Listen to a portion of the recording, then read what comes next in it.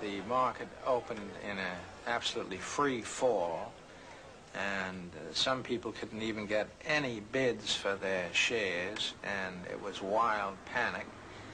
And an ugly crowd gathered outside the stock exchange, and it was described as making weird and threatening noises. It was indeed one of the worst days that had ever been seen down there.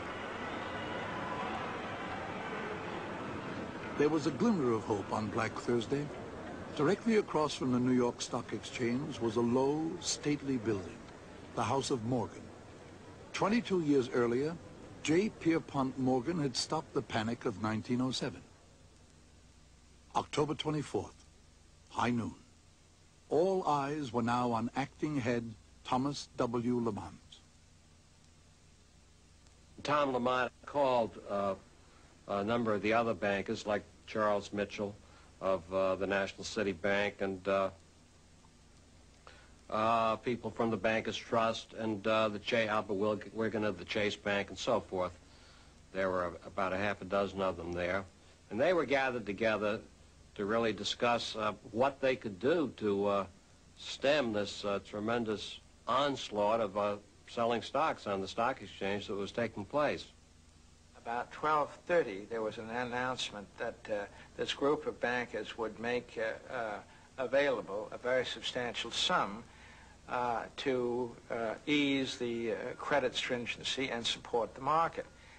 And right after that, Dick Whitney made his famous walk across the floor of the New York Stock Exchange. Richard Whitney, vice president of the exchange, was chosen by the bankers to be their representative.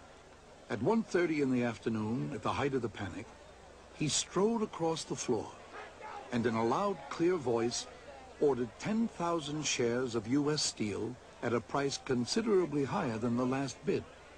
He then went from post to post, shouting buy orders for key stocks. Stood up on one of the seats at the post, and he said, I give it 45 for 50,000 Standard Oil. And everybody started to applaud. Oh, the crash is over. His Morgan's putting his money in, maybe the crash is over. And sure enough, there seemed to be evidence that the bankers had moved in to end the panic.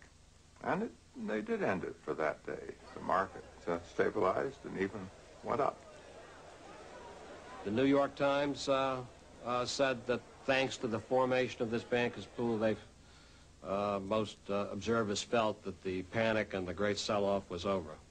And most people did feel that way. Tom Lamont felt that way. But Monday was not good. Apparently people had thought about things over the weekend, over Sunday, and decided maybe they might be safer to get out. And then came the real crash, which was on Tuesday, when the market went down and down and down without seeming limit. October 29th. Morgan's bankers could no longer stem the tide. It was like trying to stop Niagara Falls. Everyone wanted to sell. AT&T down 50%.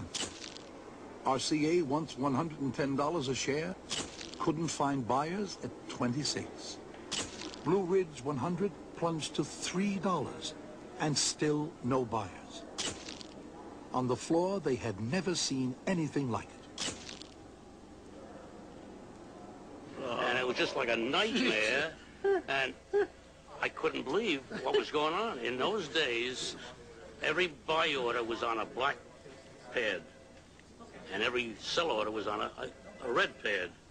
And all I saw was members running around with a fistful of red orders, just like chickens with their head cut off. They didn't know which way to run.